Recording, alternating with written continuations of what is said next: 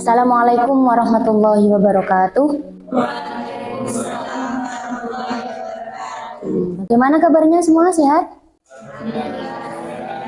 Pada hari ini kita bisa berjumpa lagi dalam mata kuliah Ekonomi Makro Islam ya.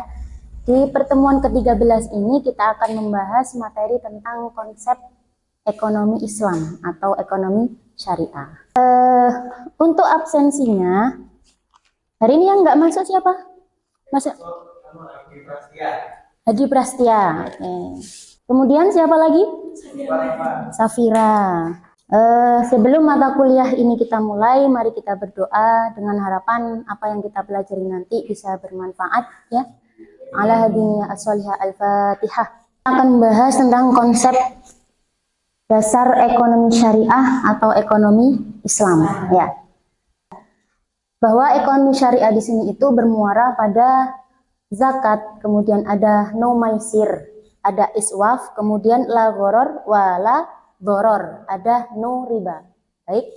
Kemudian dalam aspek keseluruhannya ini terdapat beberapa kategori yang dalam ekonomi syariah. Yang pertama ada pengendalian harta individu agar mengalir secara produktif. Kita punya harta, tapi kalau kita tidak bersedekah dengan orang, maka harta itu akan tetap stagnan. Ya, kalau kita bersedekah, konsepnya akan bertambah terus, mengalir secara terus-menerus ya. Kemudian yang kedua, distribusi pendapatan untuk menjamin inklusivitas seluruh masyarakat. Distribusi itu penyaluran pendapatan. Ya, seperti zakat tadi ya. Zakat itu harus didistribusikan, harus disalurkan. Ya, harus diberikan kepada orang yang berhak menerima zakat seperti itu. Kemudian yang ketiga, optimalisasi bisnis jual beli dan berbagi risiko. Nah, jual beli di sini itu seperti kita membeli sesuatu itu harus ada unsur ekonomi syariahnya. Kemudian yang keempat, coba dilihat yang keempat, transaksi keuangan terkait erat sektor real melarang spekulasi tidak produktif. Nah, di sini transaksi keuangan ini harus tertuju pada sesuatu yang memberikan produktivitas. Ya, ada barang yang real, nyata, tidak gharar. Kemudian partisipasi sosial untuk kepentingan publik. Harus berpartisipasi. Setiap kegiatan sosial yang ada di masyarakat kita harus berpartisipasi. Kemudian yang keenam, transaksi muamalat berdasarkan kerjasama, berkeadilan, transparan, tidak membahayakan keselamatan dan tidak mengandung zat haram. Harus transparansi. Pengertian ekonomi Islam. Ekonomi dalam Islam itu sesungguhnya bermuara kepada akidah Islam yang bersumber dari syariatnya. Seperti itu. Paham ya? Oke. Yang kedua, ekonomi syariah adalah sistem ekonomi yang berlandaskan prinsip-prinsip syariah Islam, syariah atau Islam gitu ya.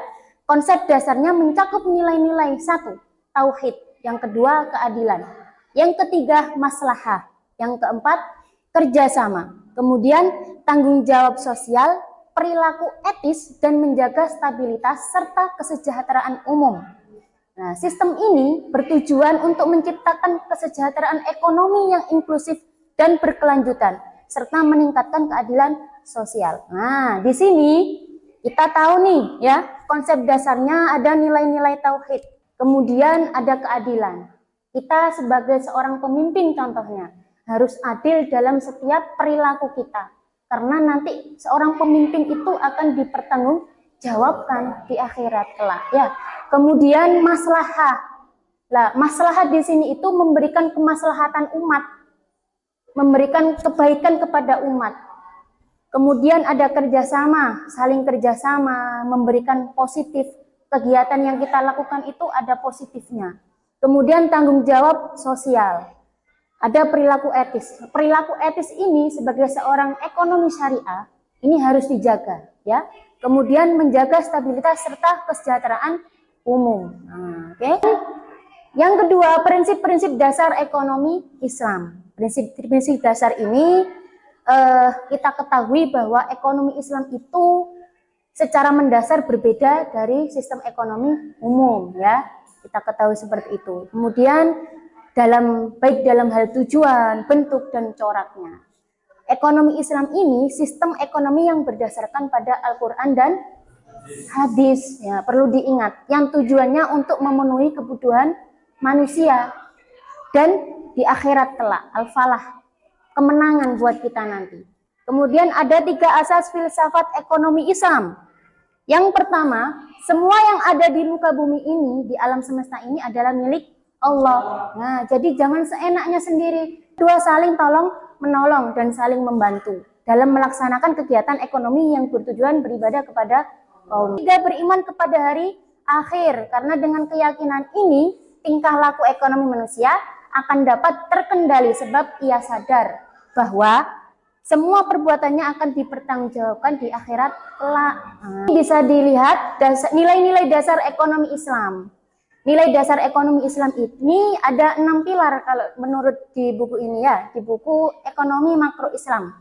Kemudian yang pertama, tauhid atau keesaan Tuhan. Yang kedua, adil. Yang ketiga, khilafah. Yang keempat, nubuwah. Yang kelima, takaful. Dan yang terakhir, ma'ad. Karakteristik ekonomi Islam. Karakteristik ini menjadi ciri khusus dalam ekonomi Islam. Yang pertama, harta kepunyaan Allah dan manusia khalifah harta. Maksudnya apa? Manusia itu dikasih oleh Allah harta, kemudian mereka yang mengelolanya. Semuanya itu milik Allah. Nah, seperti itu. Yang kedua, ekonomi terikat dengan akidah, syariah atau hukum dan moral. Keseimbangan antara kerohanian dan kebendaan.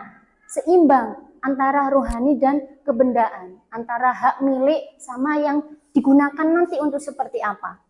Yang keempat, keadilan dan keseimbangan dalam melindungi kepentingan individu dan masyarakat. Ini harus adil, ya. Apalagi dalam masyarakat, ingat-ingat. Kalau sampean semua, mas mbaknya semua ini menjadi seorang pemimpin di masyarakat, harus adil dan seimbang.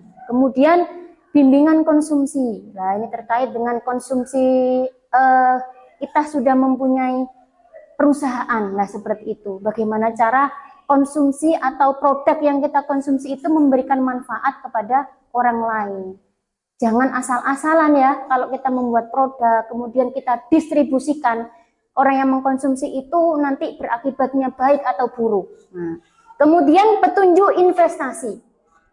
Petunjuk investasi ini bisa dikatakan kalau kalian mempunyai harta banyak, ya, lah itu kalian harus menginvestasikan, baik untuk sedekah, wakaf, ya, kemudian untuk kegiatan sehari-hari lah seperti itu. Kemudian ada zakat, wajib, ya, kalau kalian punya harta banyak itu namanya zakat mal. Kemudian kalau zakat wajib, ya, setiap bulan Ramadan seperti itu. Kemudian larangan riba, ya.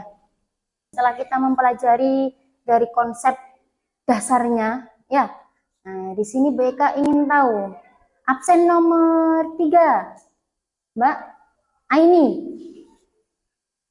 Ya, Mbak Aini, sebutkan nilai-nilai dasar ekonomi Islam tadi. Ada 6. Coba sebutkan 2 saja.